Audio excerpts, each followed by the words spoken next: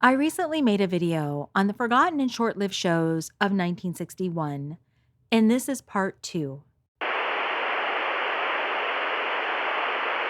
If you're new here, I do mini dives into forgotten and short lived TV shows, and I'm currently working my way through the 50s, 60s, and 70s. So if that interests you, please consider subscribing. All right, so let's get back to my list. Mrs. G Goes to College starred Gertrude Berg as Sarah Green, a 62-year-old widow who enrolls in college.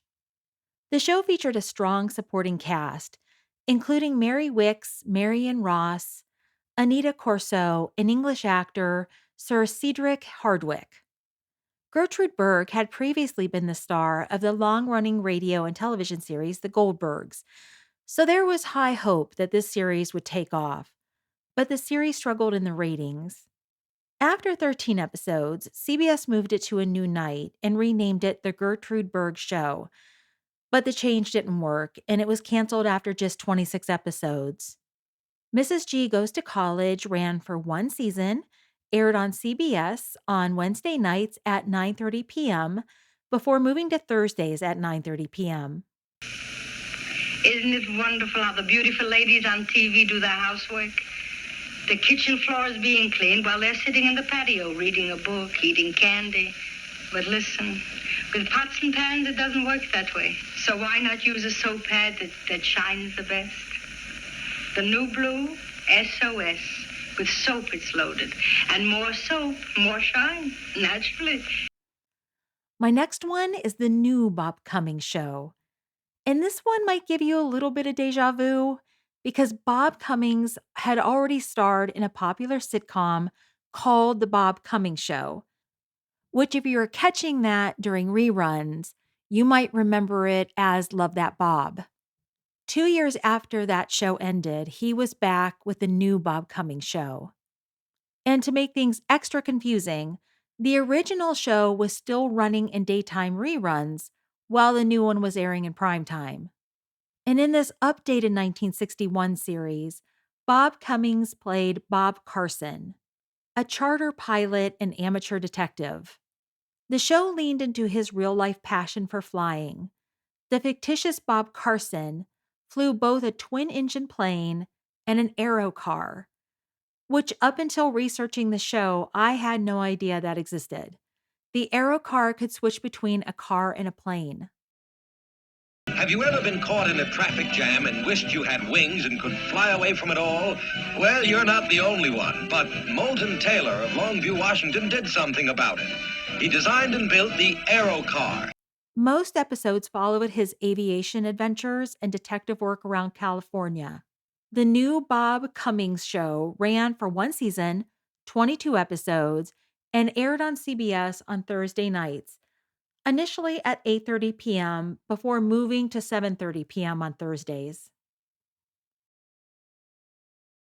Window on Main Street was a comedy drama starring Robert Young as Cam Brooks, an author who returns to his hometown hoping to connect with his roots after years of chasing a writing career that never quite took off and dealing with the death of his wife and child in an automobile accident.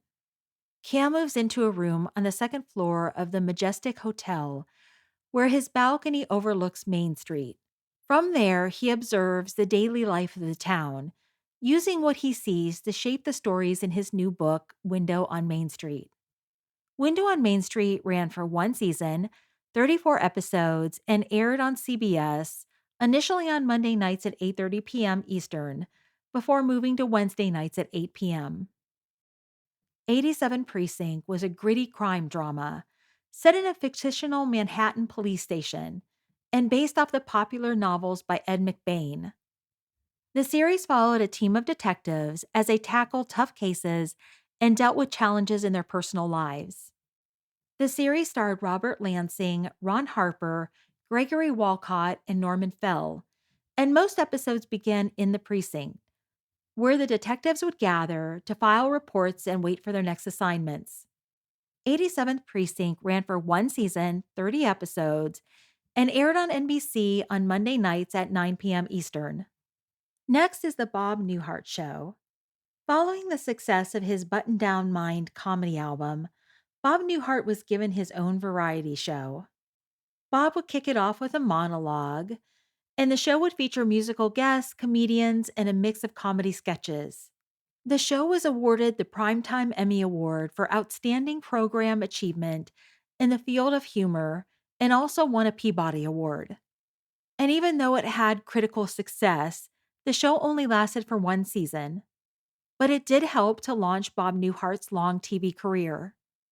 The Bob Newhart Show ran for 27 episodes and aired on NBC on Wednesday nights at 10 p.m. Eastern. For a lovely complexion that men admire, use new Woodbury Beauty Bar, the soap with rich beauty lotion in it.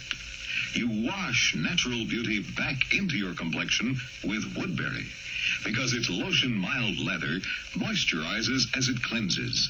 Get new Woodbury. Look for the special offer at your store now. Woodbury, for the skin you love to touch. Kane's 100 followed Nicholas Kane, played by Peter Mark Richmond, a former mob lawyer who tries to leave his criminal past behind him after getting engaged. But when a mob boss orders a hit on him, the gunman misses and kills his fiancée instead. Driven by revenge, Kane joins forces with the FBI with the intent to hunt down 100 mobsters and bring them to justice. Kane's 100 ran for one season, 30 episodes, aired on NBC on Tuesday nights at 10 p.m. Eastern. Follow the Sun was an adventure series that followed the exciting lives of two handsome, spirited freelance magazine writers living in Hawaii. Ben and Paul shared a swanky penthouse in Honolulu and juggled an active social scene with the dangers that came from chasing down a story. The show had plenty of style and a stunning tropical setting, and Dell even released comic books based on the show. But despite all that, it didn't stick around for long. Follow the Sun ran for one season, 30 episodes, and aired on ABC on Sunday nights at 7:30 p.m. Eastern. The Asphalt Jungle was a gritty crime drama inspired by the 1950 film of the same name, which itself was based on W.R. Burnett's 1949 novel. However, aside from the title and the episode The Professor, which echoed some of the elements of the film, the TV series shared very little in common with either the book or the movie. The series focused on a specialized team of detectives taking on organized crime in a tough, unnamed Midwestern city. These elite officers often went undercover, risking their lives to infiltrate and dismantle powerful crime syndicates. Duke Ellington composed the show's music, and the show's pilot was later expanded and released as a 1961 theatrical film titled The Lawbreakers. The Asphalt Jungle ran for one season, 13 episodes, and aired on ABC on Sunday nights at 9:30 p.m. Eastern. So that's it for today, but there are still more forgotten shows from 1961 that I intend to dive into. So be sure to check back for part 3. And if you haven't seen part 1 yet, now's a great time to catch up. And let me know in the comments if you remember any of these shows. And I will see you in the next one. Thanks for watching. You're putting yourself among people who like their leisure. With Pepsi, the drink that's young, and pick the drink that lets you drink young as you think. Yes, get the right one, the modern light one. Now it's Pepsi for those who think young.